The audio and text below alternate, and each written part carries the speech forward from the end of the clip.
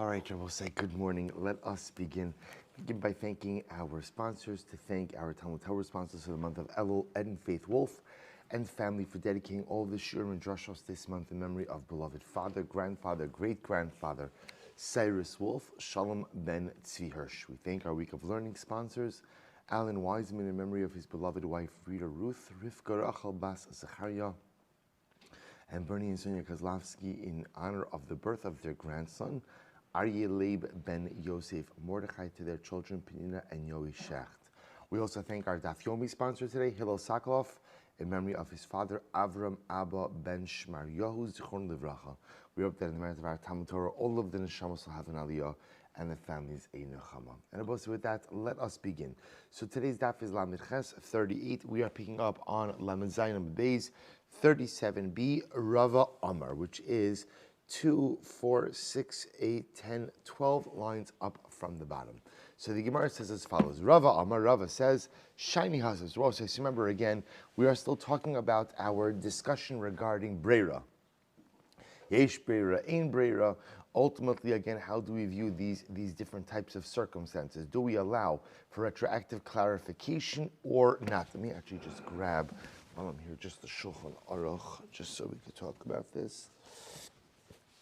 So do we hold the Breira, not hold the Breira? So the Gemara is saying. So Rava comes along. Remember again, one of the very important. First of all, we'll say on Zoom, you hear me okay? Okay, excellent. Don't hear me? Glad I asked. Okay, thank you, Bennett. Okay, so we'll say, so Rava says, Shiny Hasam, Debainon Reshis Sheshiareha Nikaran. So Rava explained that halacha lemaisa. So the case that we spoke about yesterday, which was one of the most important cases of yesterday's daf, which was regarding the situation of a person who purchases wine from a kusi, then subsequently has to tithe that wine. So let's say, for example, a person doesn't have the ability to tithe it right now. So can they go ahead and designate, the 10 lugin that I'm going to ultimately separate will be for Meiser, the two lugin will be for Trumas, so on and so forth, without actively separating it. And then halacha l'maisa, when they get around to finally separating it, do we apply the concept of breira? So breira would say that when you finally do get around to going ahead and separating it, then halacha l'maisa, we treat it as a retroactive clarification that which you separated was that which you had mentally designated from the beginning, some time prior. So we discussed that machlokes must be a machlokes about breira. So Rava says, in fact, it's different. That the reason Rabbi Shimon holds that it doesn't work is not because of ein breira. The reason Rabbi Shimon holds that it doesn't work is for something different. Tebainon reishes sheshiareha nikarin. So this is very interesting. Rava says Rabbi Shimon's position is that when you separate out Trumas and Maisrus, halacha l'maisa, there must be a clear separation. In other words, there must be something that is taken and something that is left. Literally, again, the leftovers have to be recognizable. So we'll say the logic is that when you separate out Trumas and Maisrus, it only works if there's an active separation. And the definition of an active separation is the removal of one thing and the leaving behind of something else. Take a look at Rashi. Rava Amar, Talmud Rabbi Shimon biyayin la mishum dein breira. So the reason Rabbi Shimon doesn't like that mental designation of tithes has nothing to do with breira. Rather, the Gemara says, De'eslei breira, because it's possible Rabbi Shimon does hold to the concept of breira. Ela mishum de kairi rachmana the truma reishes de gancha v'siroshcha. So rather, we'll say the Torah calls trumas and maestras reishes. Reishes. So the Gemara understands from that. Mechlal shetei muvdeles truma mishiareha b'shashikar. So this is actually very interesting, because we normally translate reishes as what? As first. So reishes, the Gemara understands that you remove the first, but the first is only called the first if shiareha nikarin, if the leftovers are recognizable. So therefore, we'll say the reason Rabbi Shimon doesn't allow for mental designation of tithes has nothing to do with breira. It has to do with the technicality regarding tithing. So the Gemara says, well, is that true? The Gemara says, Amarle Abaye el mi'ata, how you the fun of shnei rimonim shel tava. So we'll say, if that's the case, that Rabbi Shimon requires that when it comes to tithing, that the separation be actively recognizable. If that's truly the case, Let's say a person has the following situation. I have 2 pomegranates in front of me. And what happens? They're both tevel, meaning both two untithed pomegranates. Va'amar, and I say, Im yardu gisham hayom yezet shuma alzeh. So I say like this. It's Wednesday. I say, listen, if it rains today, so pomegranate A will be truma for pomegranate B. Ve'im lo yardu gisham hayom, but if it doesn't rain today, then yehezet truma alzeh, then pomegranate B should be truma on pomegranate A. So the Gemara says, Hachinami, bein yardu, bein lo yardu, de'im b'dvar klum. So again, based on what you said, such a designation should be totally ineffective, right? In other words, that time should be ineffective. Why? Because you just got finished saying that in order for the truma or meiser designation to be effective, it has to be something sheshiareha nikarim, that the leftovers are recognizable. There has to be a clear separation. You're removing one thing, leaving something else behind. Well, in this case, you're making a tanai, making a condition, but there's no clear separation, designation, removal, leaving behind. So I guess this case doesn't work. Maybe you'll say, yeah, you're correct. This case does not work. The Gemara says, well, in a second, we learned, Trumas hakri hazeh umaisrosa besocho, utrumas meiser zeh besocho. So what if you have the following situation? You have a pile of grain. And you make the following statement. Out of this pile of grain, the meiser is inside of the pile. The trumas meiser is inside of the pile. So what I'm doing over here is I'm designating, so I have a pile, and I'm designating tithes inside of the pile. Now, I'm not actively separating anything. I'm just designating. So what's the halacha? Reb Shimon Omer, Koreh Hashem. Reb Shimon says it works. It works. I don't understand. Why does this work? I will say, remember, Rav is coming along and advancing a very simple idea. He's taking us away from the discussion of Breira. You thought the whole thing in the wine case was all about Breira. Nothing to do with Breira. It's a din in Trumas and Maisrus. And Reb Shimon holds that in order for a separation of Trumas and Maisrus to truly be effective, there has to be a separation. And what does separation mean? Something removed, something left behind. Well, now we have a problem, because now I have this case of a pile of grain, and I say, you know what, in this pile of grain, inside of that pile is meiser, inside of that pile is truma, inside of that pile is trumas meiser, and it sounds like it works. So what's going on over here? To which the Gemara says, shani yasum de ikasiva. We'll say a pile is different. Why is a pile different? Because the nature of a pile is that halacha l'maisa, there is stuff, there is produce on the sides. Now, what does that mean? Look at Rashi. It's about 6 lines up in the bottom of Rashi. Shiareha nikarim di'ihu bisocho kamar. Say there, when you look at that pile, you can see in that pile separate parts. In other words, remember, what's my lashon? My lashon is that I have a pile of grain. Inside of the pile is my truma. Inside of my pile is my meiser. Inside. So I'm dafka designating an area inside. What do I know, therefore, is not truma, meiser, trumas meiser? The produce that is scattered on the periphery of the pile. So since there is a clear part of the pile that is not the tithes, therefore, by definition, even according to Rabbi Shimon, that would work. So the Gemara says, V'ba'isem, the other possibility is, suppose I say, therefore, again, so we have not two, here's what I know. What I know is that if I purchase a barrel of wine from the Kusin, and I want to separate out tithes, and I go ahead and I say, you know what? The 2 lugin that I'm going to separate will be meiser. The 3 lugin, don't pay attention to my amounts, just to the concept. The 3 lugin will be truma. The 4 lugin that I will ultimately in the future separate will be trumas meiser. So ultimately, again, Rabbi Shimon says that does not work. That does not work. So why does Rabbi Shimon say that does not work? Possibility 1, less breira. There's no such thing as retroactive clarification, and therefore, again, this whole setup doesn't work. Possibility 2 that Rava just pointed out is that it's flawed tithing, because the way tithing works is you separate one thing and leave behind something else. There has to be a discernibility. What's being taken, what's being left behind that doesn't exist over here. Now, possibility 3. There's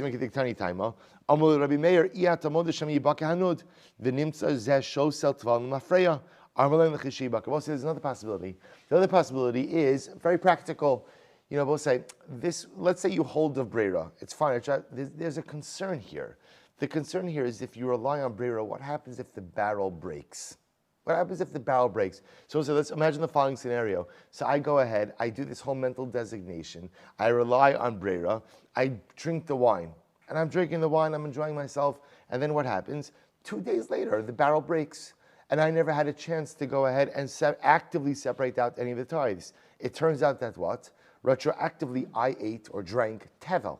So there's a concern about barrel breakage. Barrel breakage, so we'll say, so they said this to Rabbi Meir, and Rabbi Meir said, well, worry about the barrel breakage when the barrel breaks.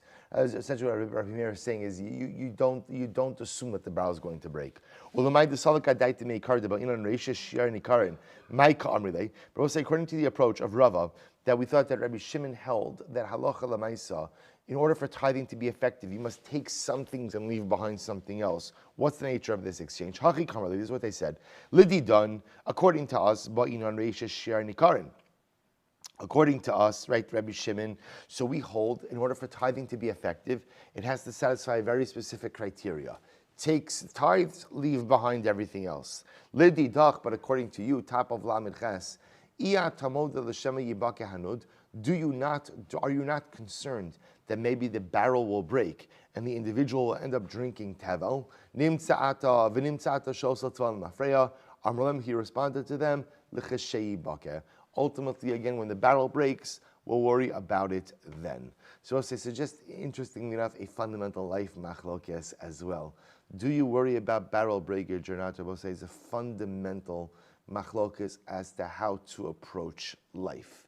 So some people, when planning or when deciding whether or not to undertake certain endeavors, are masters at highlighting every single thing that can go wrong. And then they decide, should I do it or should I not? So what's like Klal Gadol in life is, if you highlight, if you identify every single thing that could go wrong in any life situation, the only logical thing to do is nothing. is nothing. So could the barrel break? Absolutely, the barrel could break. Mamish, it could happen any moment. Oh, so if the barrel could break, well, so why should I even? Are there other people who understand the cheshibak enud? The cheshibak enud, Rabbi say, is not an approach that ignores the realities of life. It's just an approach that says, I can't plan for every single contingency.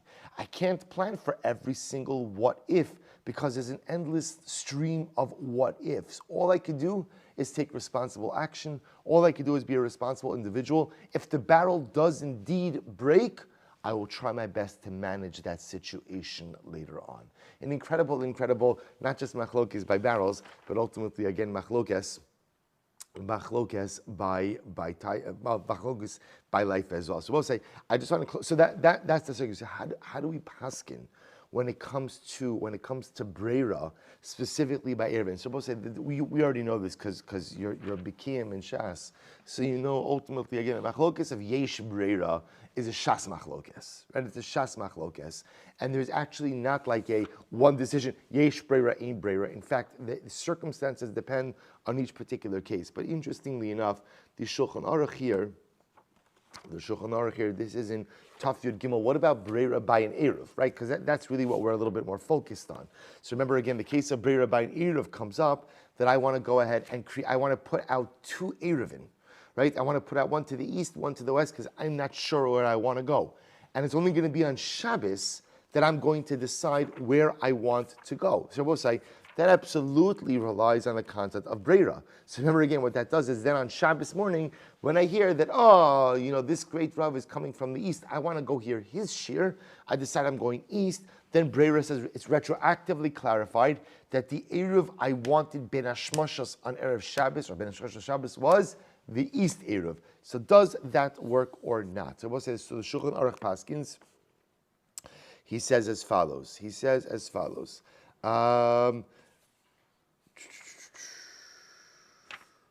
Here it is. This is in 7 Taf Yud Gimel. There's only one sif. So listen to this. He frames it in the following. V'chem yishen yech eruv l'chol shabbos hashana v'amar eiza mehem she'ertza elech ve'esmoch alav af al pi shelo gamer belibo ad lamachar yachol lismoch alav v'chem mi sheshama sheyesh chacham lavo ve'ene yodeh le'eza ruach ve'niach shnei eruvim v'amar li osa tzad sheyava chacham yikne li eruv l'ruach sheba chacham. So we'll say to the Shulchan Aruch Paskins that halacha l'maisa yesh breira Yesh Breira by an Eruv. And if you put down an Eruv in multiple locations because you don't know which direction you want to go, and then on Shabbos day you decide you want to go east, you want to go west, you could rely on that Eruv. It's retroactively clarified that the Eruv that you activated Ben Hashmashos was the Eruv in the direction in which you choose to travel. So, and the Mishnah Berurah comments on this. He says, the le'inyan, the kaima ladabos is very interesting. So we'll say, so therefore the Shulchan Aruch is paskening yesh breira by an eruv.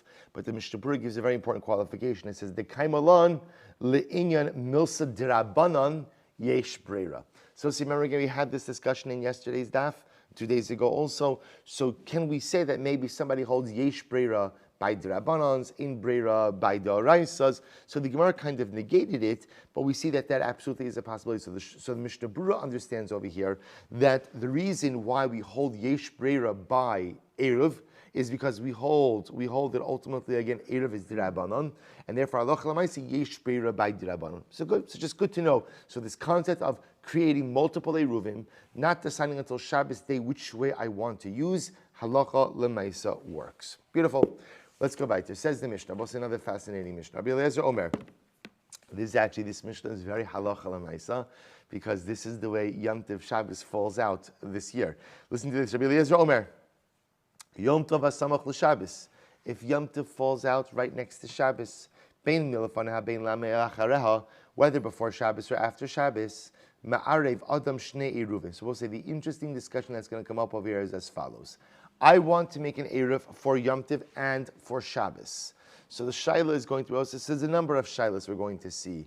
But the question is, can you make one Eruv which covers both days?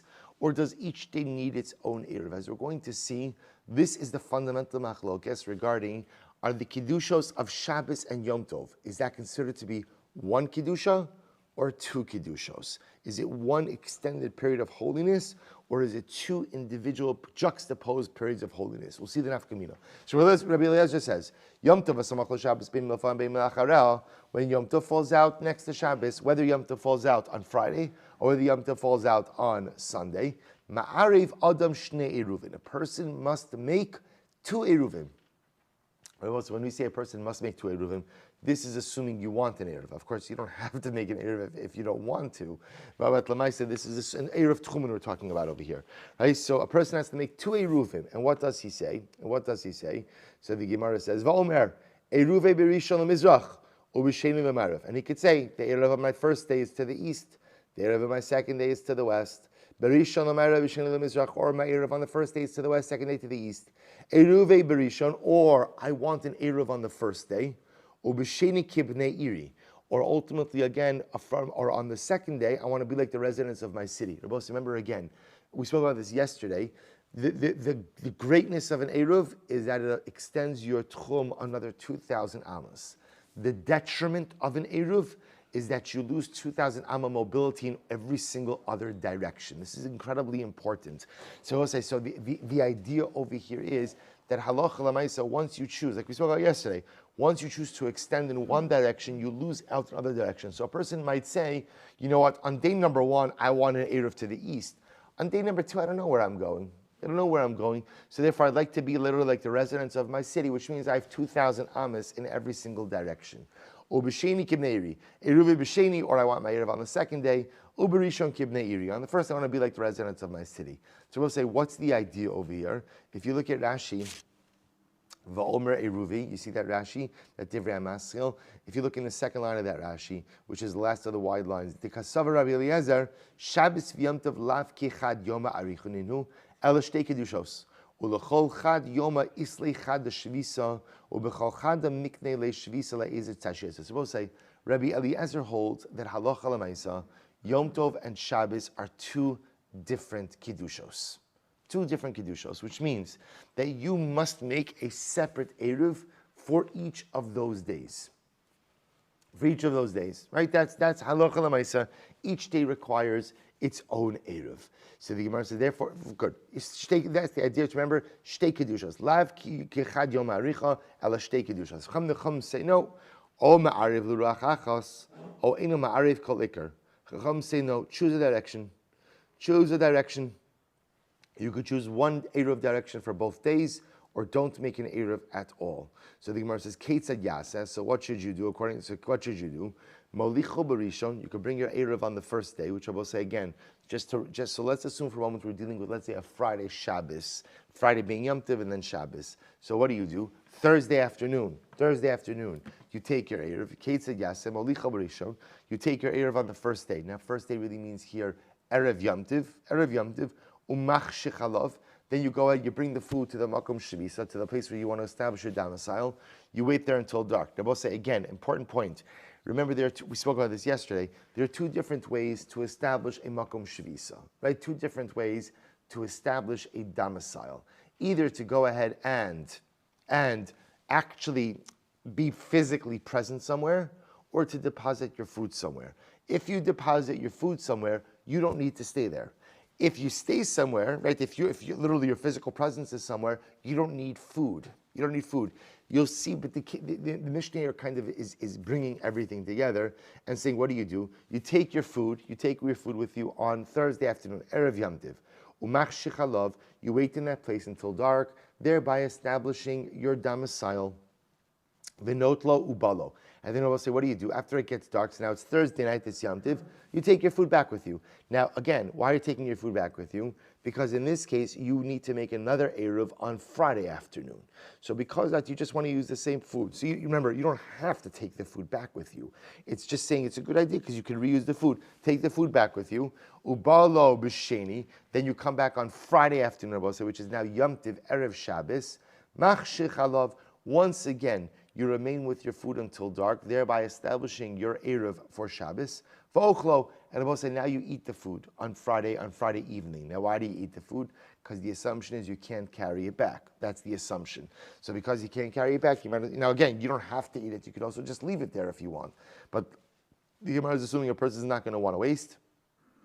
And therefore, halacha l'maisa, they eat it. V'nimtza, and if you do this, nimtza mistaker b'halichaso, umistaker be'eruv. And I will say, if you do this, ultimately, again, what happens? It turns out that halacha l'maisa, you will establish your makom shavisa for both days and establish your eruv for both days. Okay? Nechal berishon, eruv l'rishon. We'll say, what happens if you deposit an eruv for the first day? So Thursday afternoon, I deposit an eruv. And what happens? Let's say in this case, I went ahead and I left the food there. Then I come back Friday afternoon because I want to reestablish my Eruv for Shabbos, let's say, and it turns out that the food has been eaten. So what's the halacha? Necha b'rishon, eruva l'rishon. Ultimately, again, the Eruv works for the first day, ve'ein eruva l'sheni, but then the Eruv will not work for the second day. Amar lehem Rabbi Eliezer says to them, modim atem li shein shtei kedusha. So we'll say, so this is actually very interesting because the Mishnah is a bit confusing. Because on one hand, let's follow the structure over here. On one hand, I have the sheet of Rabbi Eliezer. Rabbi Eliezer is very clear. Shabbos and Yom Tov are two different kedushos, right? They're two different entities, and therefore, again, each day needs its own eruv. That's it. The Chachamim come along, and the Chachamim seem to say that no, Shabbos and Yom Tov are one entity. They're one entity. V'harai, the Chum say, you gotta choose one direction for your Shabbos Yom Tov Eruv. One direction. Choose to the east, choose to the west, but at the end of the day, one direction. But then the Mishnah goes into a whole discussion regarding the fact that you have to make an Eruv on the first day, you have to make an Eruv on the second day, or say you have to make an Eruv on Erev Yom Tov, you have to make an Eruv on Erev Shabbos. If the Eruv is eaten on the first day, it doesn't work. For the second day, so Rabbi Eliezer says, I don't understand. Chachamim, it sounds like you're saying that Shabbos and Yom Tov are two different days. So we're going to have to reconcile the position of the Chachamim. Says the Gemara. Lamed Chesed and Aleph the Gemara. Ruach achos mainihu lishnei yomim. So we'll say, remember again. So what did the Mishnah say? The Mishnah, when the court of the Chacham say for Shabbos and Yom Tov, you must choose one direction. You can't make an Eruv on the first day to the east and an Eruv on the second day to the west. Rather, you must choose one direction. So what does one direction mean? For 2 days, right? One Eruv for both days. L'shnei yomim ma'inihu. When it says, and then we'll say, if you look at Lashon HaChum, the Chum say, O ma'ariv l'ruach achos, O eina ma'ariv kol iker. O ma'ariv l'shnei yomim, O eina ma'ariv kol iker. So the Chum say, you have to choose one direction and one Eruv for both days. The Gemara is just pointing out that Lashon is repetitive. right? One direction means one direction for 2 days. 2 days means one direction for both days. So why do you have to mention both of those phrases? So the Gemara says, Hainu kamaisa, it's a repetitive phrase. In other words, ruach achos, one direction, and shtei yamim, both days, is repetitive. Why do I need both of those lashonos? We'll say, watch this. Now a bit of clarification. So this is what the Rabbanan was saying to Rabbi Eliezer. Iyatom modeh, shein ma'arven liyom echad, chetziav l'tzafon, v'chetziav l'daran. I'm supposed to say, watch this. The Chacham say to Rabbi Eliezer, don't you agree? Let's say on Thursday, Friday Yom Tiv. Don't you agree that on Thursday evening, you can't make one Eruv, let's say I'm going to make one Eruv from 6 a.m. to 12 p.m. And that Eruv is going to go east. And then I'm going to make a second Eruv from 12 p.m. to 6 p.m. And that Eruv is going to go west. Rabbi Eliezer, don't you agree with that? Amar lahem aval. And he said to them, yes. So the Chacham say back, so the Rabbanan want to say, the Chacham want to say the same way that you can't make two different Eruvim for one day. So too, you cannot make two Eruvs for 2 days of Shabbos and Yom Tiv, one to the east, one to the west. And Rabbi Eliezer will say, that's not a fair comparison. Hasam Kiddusha Achos.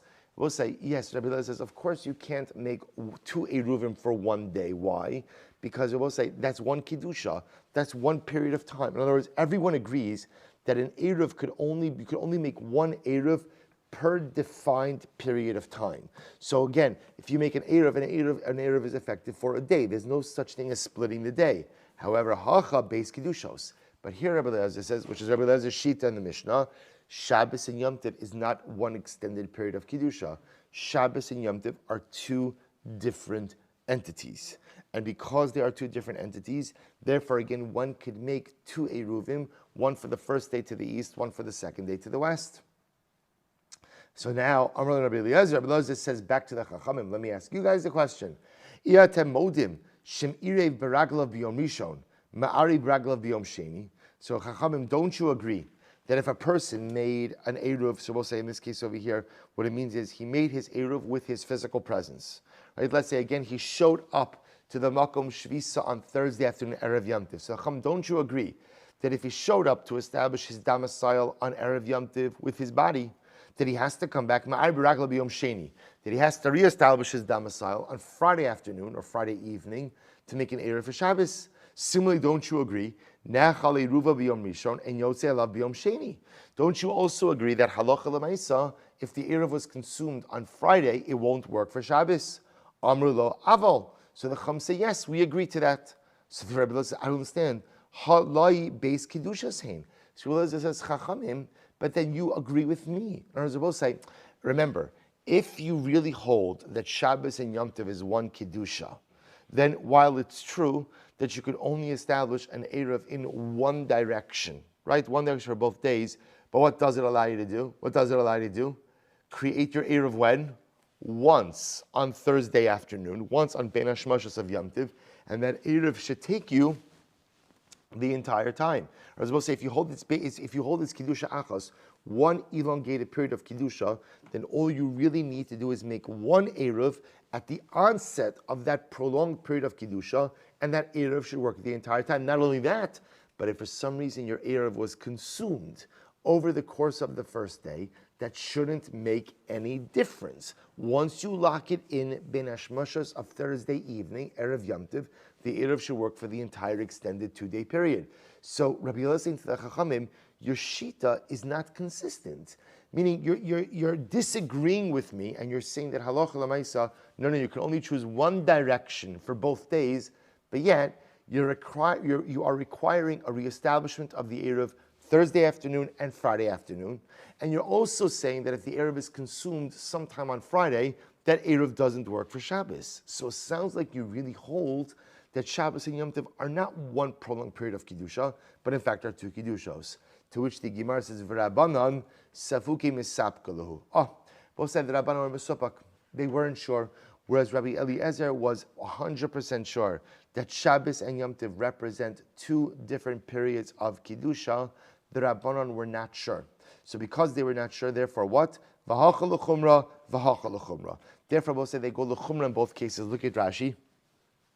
Rashi says over here, "Va'avdi hacha l'chumra, den yachal ari l'shnei ruchos, dilma chad kedusha." So therefore, they say you cannot make an erev in two different directions for Yom Tov and Shabbos because maybe it's one prolonged period of kedusha. But on the other hand, they're also machmir that if halacha l'maisa the erev is eaten on day one, it is ineffective for day two. So we'll say so. It turns out that whereas Rabbi Eliezer is quite resolute in his shita that halacha l'maisa Shabbos and Yom Tov are two Kiddushos, the Rabbanan were Mesubak. The Rabbanan were unsure, they were doubtful, and therefore ruled l'chumra in each case. Very interesting. So the Gemara said back to Rabbi Eliezer, Iyatamo d'Hashem avin b'tchila mi Yom Tov l'Shabbos. So that's actually very interesting. So the Rabbanan say to Rabbi Eliezer, do you not agree? Don't you agree? Shema avin b'tchila. Now what does this mean? Look at Rashi for just a moment. Iyatamo d'Hashem avin b'tchila mi Yom Tov l'Shabbos. Imlo iriv bin hashmashos. Shel erev Yom Tov, v'chutzrach lotzeis b'Shabbos iya tamoda she'ino yochel la'arim Yom Tov l'Shabbos. So we'll say, so there is a very interesting point. Rabbi Eliezer, don't you agree? Let's say someone didn't make an erev on Thursday ben Hashmashos. They did not make an erev Yom Tov. Don't you agree that that person cannot then make an erev on Friday afternoon Yom Tov for Shabbos? So what does that show you? Alma kedusha achasi v'harihi kiyom echad shin yachal arbe chatzi hayomim lo erev b'nashash. So let's listen to this.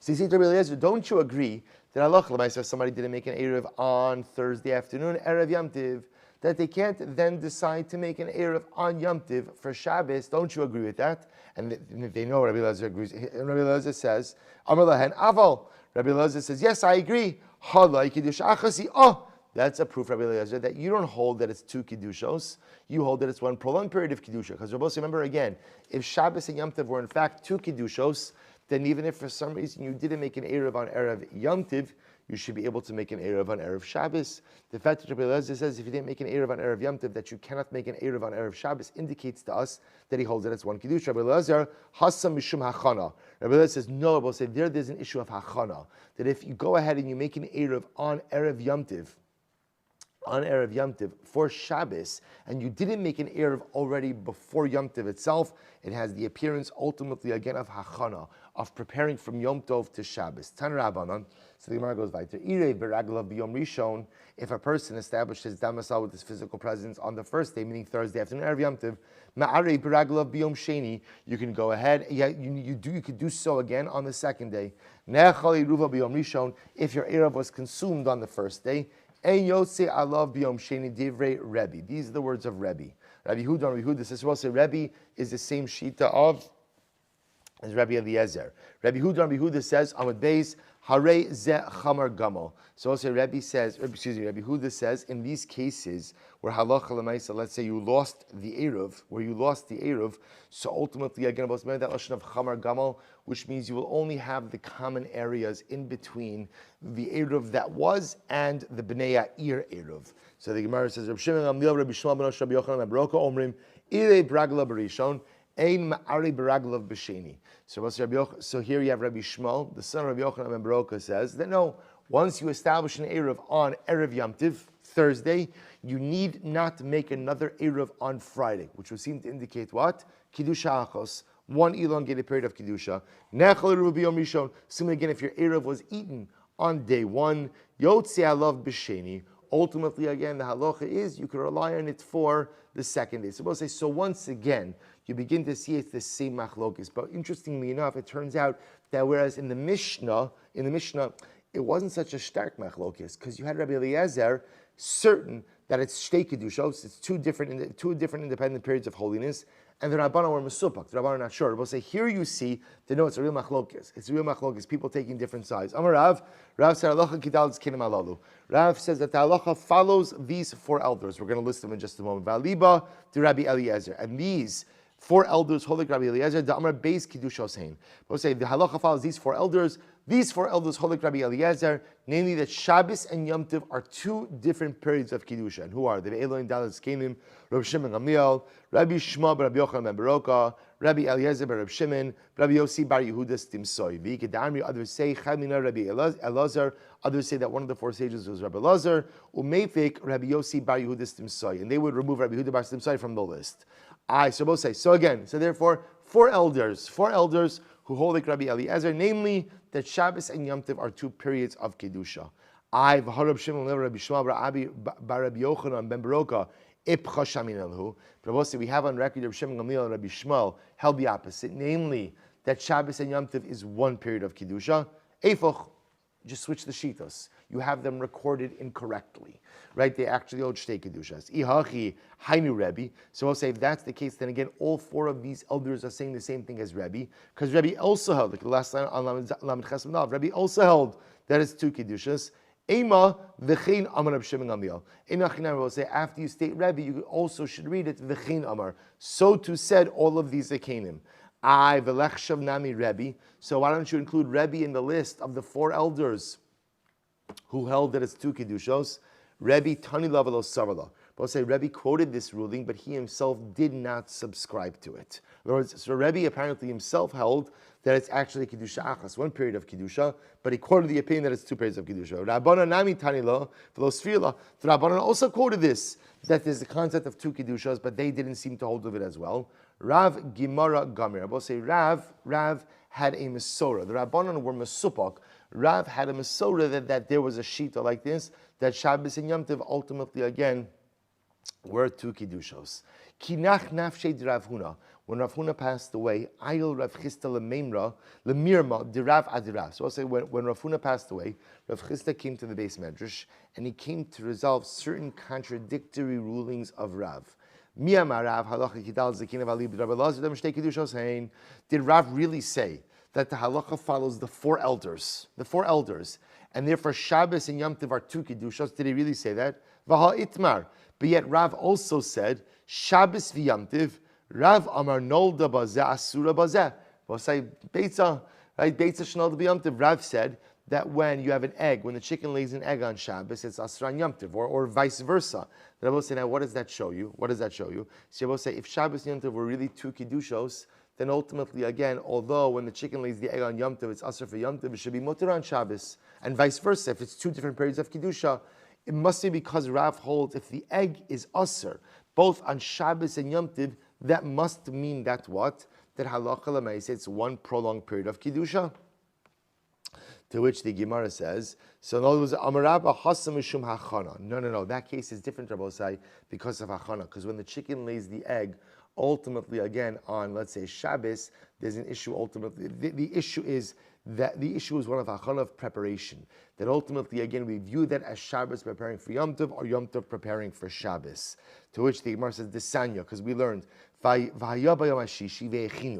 pasuk says by the man, and it was on the 6th day they would receive a double portion of man, and they would prepare the man for Shabbos. You could prepare from a weekday to Shabbos or a weekday to Yom Tov. Ve'in Yom Tov meichin l'Shabbos, but Yom Tov can't go ahead and prepare for Shabbos. Ve'in Shabbos meichin l'Yom Tov, and Shabbos can't prepare for Yom Tov. Therefore, Abosai, the issue of Beitza Shenolda b'Yom Tov, the reason why halacha l'maisa, it's going to be prohibited. It's going to be prohibited for both days. Ultimately, again, is because of an issue of hachana, an issue of preparation from Shabbos to Yom Tov, or from Yom Tov to Shabbos. Amar Abaye Elahad Disnan. But what about the following? Ketzad, who owes it, what should he do? Molicha barishon amach shechalov. So we'll say, what does he do with the ear? If he takes it on Thursday afternoon, he waits till it gets dark with it. V'not lo ubalo, then he brings it home. B'sheni mach shechalov va'ochlo. On the 2nd day, he brings it back. Waits till it gets dark and eats it in its place. Ubalo. Ha kamechin miyom tov l'Shabbos. We'll say, I don't understand. You're telling me now that there's an issue of hachana, an issue of preparing from Shabbos to Yom Tov. Isn't what the Mishnah itself suggesting a din of hachana? We'll say, listen, remember again, according to Rabbi Eliezer, according to the 4 elders, according to Rebbe, so Shabbos and Yom Tov are 2 Kiddushos, which means you must prepare a separate Eruv on Yom Tov and a separate Eruv on Shabbos. How do you prepare your Eruv for Shabbos? We'll say, how do you prepare it? You bring your food. on Yom Tov, on Yom Tov, which is Erev Shabbos. You wait until it gets dark and you eat it. Isn't that hachana? Isn't that preparing from Yom Tov to Shabbos? Amrli Rabba says, Mi Sabris Sof Hayom Kona Eruv. Do you think it's the end of the day? Do you think it's the end of the day? Namely, Rabbosai, do you think it's the end of Yom Tov, right? The beginning of Ben Hashmashos, that affects the Eruv, or that causes the Eruv to be effective? Tchilas Hayom Kona. In fact, halacha lemaisa, it's the beginning of Shabbos, the end of Ben Hashmashos, that in fact goes ahead and creates the effectiveness of the Eruv, the Shabbos mechina liatzma. And Shabbos, in fact, is preparing itself. Rabbosai, this is really quite a fascinating idea. It's only hachana if Yom Tov prepares for Shabbos. What the Gemara is really saying over here is, when does an Eruv take effect? It was when we had this machlokes 2 days ago. When does the Eruv take effect? The Eruv doesn't take effect at the beginning of Ben Hashmashos, which would be Yom Tov. The Eruv takes effect ultimately again at the end of Ben Hashmashos, which is what? Which is Shabbos. So it turns out that halacha l'maisa, it's not really Yom Tov preparing for Shabbos, but rather it's Shabbos preparing for itself. We'll have to stop over here. We're going to pick up with this hachana discussion in Meretz Hashem tomorrow morning. Shkach B'asai.